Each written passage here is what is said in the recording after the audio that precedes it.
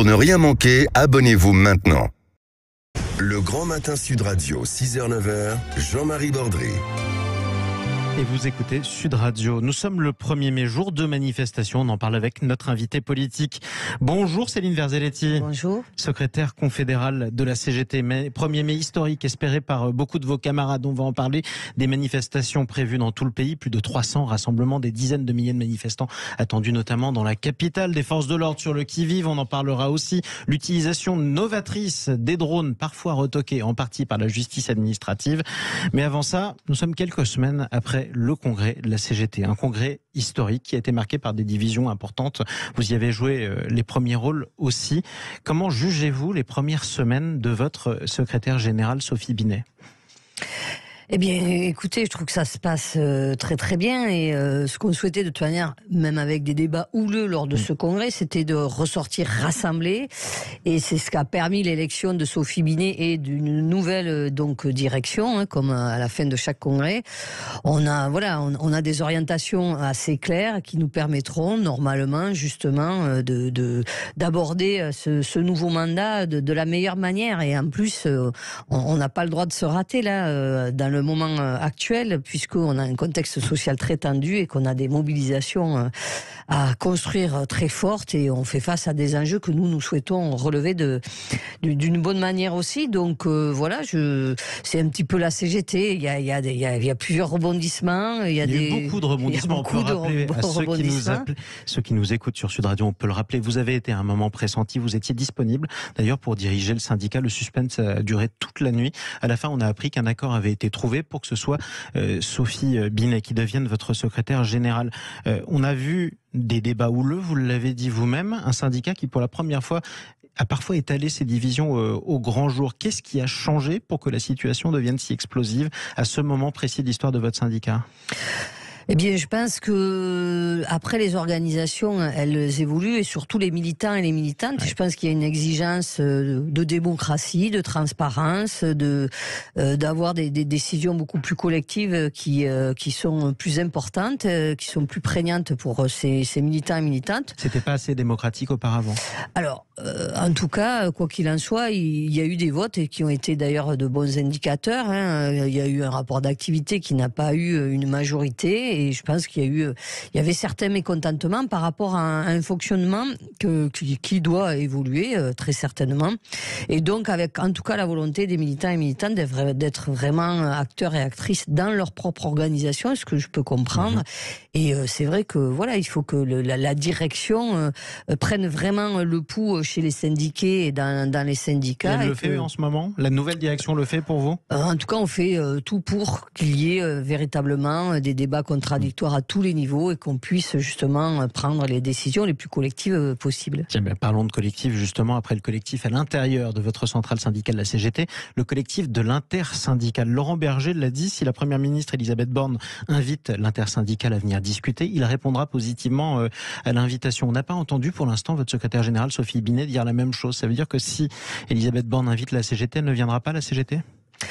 Non, c'est pas ce qu'on a dit, mais pour l'instant, ce que Sophie Binet d'ailleurs a dit à juste titre et ce qu'on doit faire, c'est discuter aussi au niveau de l'intersyndicale qui va se réunir à nouveau après ce 1er mai pour savoir un petit peu ce qu'on va faire tous ensemble, parce qu'en tout cas, en ce qui nous concerne, nous, la CGT, on souhaite aller le plus loin possible avec cette intersyndicale, c'est-à-dire... C'est-à-dire quoi, le plus loin possible ? C'est intéressant, parce qu'on est en droit de se demander à quoi ça sert de continuer à manifester contre une réforme des retraites qui a été non seulement votée, mais ensuite promulguée et qui va entrer en application. Alors déjà nous, justement, comme vous le dites, il y a eu plusieurs phases, on va dire, au niveau de cette loi. Bon, maintenant, elle est malheureusement promulguée, donc on demande au président de la République et au gouvernement de ne pas l'appliquer. Et si en plus elle pouvait être abrogée, ce qui sera possible au mois de juin, puisqu'il y a un groupe politique qui va déposer donc un projet de loi pour abroger cette loi, ça serait encore mieux, très clairement, parce que nous, on est toujours dans le même état d'esprit, bien évidemment. On ne veut pas de cette réforme des retraites et on ne veut pas donc travailler plus longtemps, et notamment à minima plus de 2 ans supplémentaires. Donc, et c'est pourtant ce qui va se passer si rien ne change. Et pour l'instant, on est sur ce terrain-là. Est-ce qu'à un moment ou à un autre, il y a un risque que les syndicats plus réformistes que le vôtre finissent par arrêter de manifester? Tout le monde sait que la CGT est déterminée à continuer à le faire. Et à un moment ou à un autre, les cadres finiront par vous lâcher. La CFDT finira peut-être elle-même par arrêter les manifestations. Vous le redoutez ce moment ou pas ? Alors, de toute manière, nous, le moment qu'on peut redouter, c'est qu'on finisse une mobilisation sans arriver justement à notre objectif premier, donc qui est la non-application ou l'abrogation de cette loi. Maintenant, je pense qu'on peut voir comment justement le processus de mobilisation peut évoluer, en prenant en compte justement ce qui se passe, comment aussi les salariés peuvent continuer à se mobiliser, de quelle manière, est-ce que ça sera toujours sous forme de grève, de manifestation. Il y a plusieurs aussi modalités d'action. Ça, il faut le prendre en compte. Après, nous, ce qu'on voit quand même, c'est que la détermination, elle est toujours intacte. Quand on voit aussi tout ce qui se passe presque quotidiennement lorsqu'il y a des ministres qui se déplacent ou lorsque le président de la République se déplace. Toujours, regardez, Céline Verzelletti, il y a des casserolades dans tout le pays, c'est vrai. On s'attendait quand même à un événement important lorsque 80 000 Français étaient rassemblés au même endroit. C'était au Stade de France samedi. On l'a vécu d'ailleurs en direct sur Sud Radio, la finale de la Coupe de France. Il n'y a pas eu de carton rouge levé par le public, alors que les syndicats avaient appelé le public à le faire pour dénoncer l'avenue d'Emmanuel Macron. Il n'y a pas eu non plus beaucoup de sifflets contre Emmanuel Macron. Alors, c'est vrai, quoique il y a quand même eu des sifflets. Bon, maintenant, il y en a toujours dans un stade, Céline Verzelletti. Oui, non, mais à la 49e minute, et après, j'étais pas l'autre. Il y a des vidéos, ils étaient 3 ou 4 à siffler au moment de la 49e minute. 3 ou 4, je sais pas, parce que vu les sons, bon, bref, oui, voilà. Quoi qu'il en soit, c'est sûr que un stade avec que des carton rouge levé à ce moment-là et plein de sifflets, ça aurait été magnifique. Et ça n'a pas été le cas. Non, mais bon, après, il faut voir aussi le dispositif sécuritaire qui a été mis en place. Le fait quand même qu'on a su, la plupart du temps, on a confisqué les cartons rouges et les sifflets vrai, on a fait ça. en bas du stade, alors même que finalement, le rassemblement justement des militants a été autorisé, alors que là aussi, le préfet a essayé de nous empêcher de nous rassembler aux abords du Stade de France, justement, pour rencontrer les supporters, mais aussi donc pour distribuer ces fameux cartons rouges. L'image de cette finale de la Coupe de France, ça n'aura pas été finalement une manifestation contre le président de la après, République. voilà, nous, on ne souhaitait pas que ça soit une manifestation. Non, on souhaitait... Vous avez appelé à manifester dans le stade et devant le stade. C'était quand même... Vous souhaitiez faire un événement et une manifestation, et c'était non, ce qu'on souhaitait, c'est qu'il y ait à un moment donné, ne serait-ce que, en effet, quelques secondes de manifestation, du mécontentement et de la colère. Mais ça aurait pu se faire à tout moment d'ailleurs dans le stade. Après, hein, je précise quand même que aucun supporter n'a vu le visage à un moment donné du président de la République. Donc ça veut dire qu'Emmanuel Macron n'était pas si sûr de lui, puisque lui qui se dit si courageux et prêt à se confronter à la population, il ne l'a pas fait, puisque même par rapport à la remise de la coupe, il n'y a pas eu d'image sur les grands écrans pour éviter justement éventuellement des sifflets contre le président de la République. Ce que vous dites est important, parce que les supporters toulousains qui voulaient fêter le brandissement de la coupe par leurs joueurs n'ont pas pu le faire en exultant, puisqu'il n'y avait pas l'image de la présentation du trophée à leurs joueurs. Ça, c'est vrai ce que vous dites, Céline Verzelletti. Parlons maintenant des 300 rassemblements prévus dans tout le pays. Les renseignements territoriaux redoutent que certains manifestants, j'ai pas dit les syndiqués radicaux, viennent dans un esprit vengeur. Est-ce que vous-même, vous êtes dans un esprit vengeur, Céline Verzelletti ? Non, nous sommes pas dans un esprit vengeur, même si nous sommes très en colère, même si nous sommes très déterminés justement à obtenir donc l'abrogation ou la non-application de cette loi.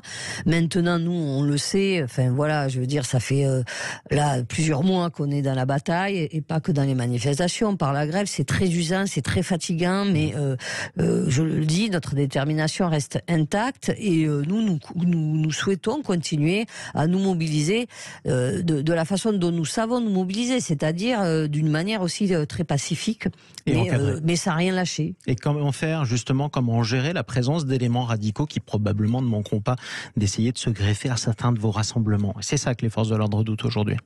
Oui, mais bon, alors après... Qu'est-ce que vous leur dites à ces radicaux ?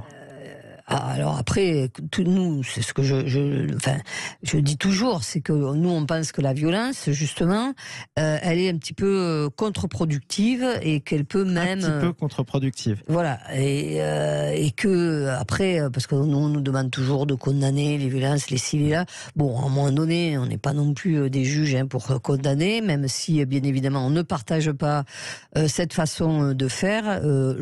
Alors, je parle même pas je parle pas de violence vis-à-vis d'autres individus, parce que là, pour le coup, ça, c'est en effet condamnable. Ouais, enfin, après, mettre le feu dans des poubelles, c'est pas bien, on va dire ça. Mais bon, voilà. En même temps, il faut voir aussi dans quel état le pays est et comment aussi ce gouvernement nous traite. Hein. Alors ça, on en parle tous les jours et on donne la parole à tous les Français, aussi ceux qui ne sont pas contents sur Sud Radio. Mais en revanche, brûler quelques poubelles, pourquoi pas? Vous dites que c'est peut-être pas très grave, mais il y a aussi des commerçants qui peuvent se faire casser leur vitrine. Ils nous écoutent aussi sur Sud Radio.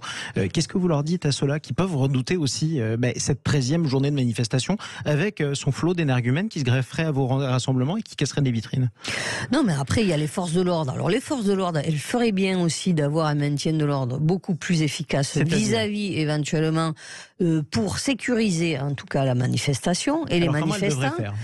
Pour être plus efficace. Pas faire ce qu'ils font aujourd'hui. C'est-à-dire que j'ai l'impression, enfin c'est pas que j'ai l'impression, c'est même sûr à 100%, on les voit, c'est que parfois ils s'attaquent même à nos cortèges alors même que nous défilons de manière tout à fait pacifique. Parfois ils viennent pénétrer nos cortèges pour interpeller des militants et militantes alors qu'ils n'ont commis aucun délit, et ça on en a les preuves puisque justement après il n'y a pas de condamnation, alors même qu'ils pourraient sécuriser d'une manière, comme je le disais, un peu plus efficiente les cortèges, et notamment se mettre à distance, mais après voir ce qui se passe, et lorsqu'il y a justement un feu d'allumé ou autre chose de cassé, intervenir. Alors ils n'ont pas besoin d'intervenir de manière violente, parce qu'on voit parfois les membres de la Brave qui sont particulièrement violents, et là pour le coup ça va pas non plus.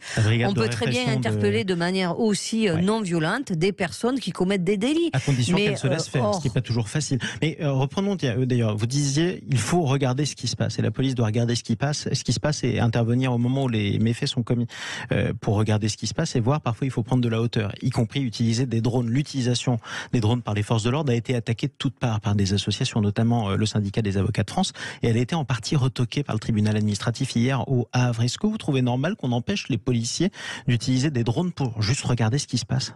Oui, parce que nous n'étions pas favorables d'ailleurs à ce qu'il y ait cette utilisation et cette possibilité d'utilisation des drones. D'ailleurs, elle est prévue par la loi sécurité globale que nous avons combattu aussi en tant qu'organisation syndicale, parce que nous estimons que c'est une atteinte à la liberté donc de manifester, parce que vous avez des drones qui peuvent capter des images, qui peuvent donc voir qui est là à ce moment-là. Donc c'est aussi un problème d'atteinte à la liberté individuelle de pouvoir manifester sans forcément être visionné, enregistré. C'est une surveillance, ça paraît plus être une surveillance que une manière justement de sécuriser. C'est ce qu'on demande aux forces de l'ordre, justement, vérifier que tout se passe bien. Quand un policier vous regarde manifester, vous, Céline Verzelletti, il sait que vous êtes là, pourquoi il ne pourrait pas le faire en regardant à travers un drone? Mais moi encore, j'assume, je suis militante. Une camarade anonyme, pourquoi un policier peut regarder une de vos camarades qui manifeste et ne devrait pas le faire en regardant dans un drone? C'est quoi la différence? Mais la différence, c'est que moi je pense que c'est pareil. Et d'ailleurs, c'est pas pour rien que la CNIL aussi a donné un avis en disant si vous mettez des drones, eh bien il faut au moins avertir les personnes qu'elles sont filmées. Mais elles manifestent devant des caméras de surveillance. Non, mais parce qu'elles sont filmées, des personnes. Vous avez le droit de savoir si vous êtes filmé, enregistré, parce que ce n'est pas anodin d'être filmé, enregistré. Oui, mais c'est un problème. Hein. Moi, je pense que c'est un problème. Et donc, c'est pour ça que pouvoir manifester de manière tout à fait libre et pas, vous l'avez dit, hein, les drones, contrairement à ce qu'ils peuvent dire, c'est bien en effet pour surveiller. Et je pense que quand on vient manifester, on n'a pas à être surveillé. Et moi, je dirais l'inverse, c'est que le maintien de l'ordre, il est là pour sécuriser et permettre aux manifestants et manifestants de pouvoir se mobiliser en toute sécurité. Et c'est pas l'inverse, c'est pas les forces de l'ordre empêcheraient les gens de manifester de manière sereine, c'est pas les interpeller dans des manifs et de manière abusive, et c'est pas non plus les enregistrer, les filmer, parce que voilà, ils pourraient être finalement des délinquants, des terroristes ou je ne sais quoi. Mais je rappelle que d'autres recours ont été posés un peu dans tout le pays contre l'utilisation des drones par les forces de l'ordre, notamment du côté de Bordeaux. On attend la décision du tribunal administratif dans la matinée. Merci. Céline Varzelletti, vous allez manifester à Paris pour votre part? Oui, tout aujourd'hui. à fait, oui. Combien de personnes vous attendez? Eh bien là, je dirais que si on veut vraiment, si on tape sur un 1er mai assez exceptionnel, si on avait au moins minima 1 million de personnes dans les rues sur tout le territoire, ça serait un 1er mai jauge du succès vraiment. Ou de l'échec du 1er mai, en tout cas pour vous. Oui. Écoutez, on prend le rendez-vous et on regardera justement, on prend les paris. Merci beaucoup. Merci. Céline Varzelletti, secrétaire confédérale de la CGT. Merci d'être passée par Sud Radio aujourd'hui. Vous écoutez le Grand Matin Sud Radio. Il est 8h28. Est-ce qu'Emmanuel Macron est cerné de toutes parts entre les manifestants comme Céline Varzelletti et les agences de notation et les marchés financiers après la dégradation de la note de la dette française ce week-end? On va en parler avec Arlette Chabot et Éric Revel dans quelques minutes et puis avec vous au 0826 300 300. Qu'est-ce qu'il faudrait pour sortir de ce blocage politique? On en parle juste après le journal. À tout de suite.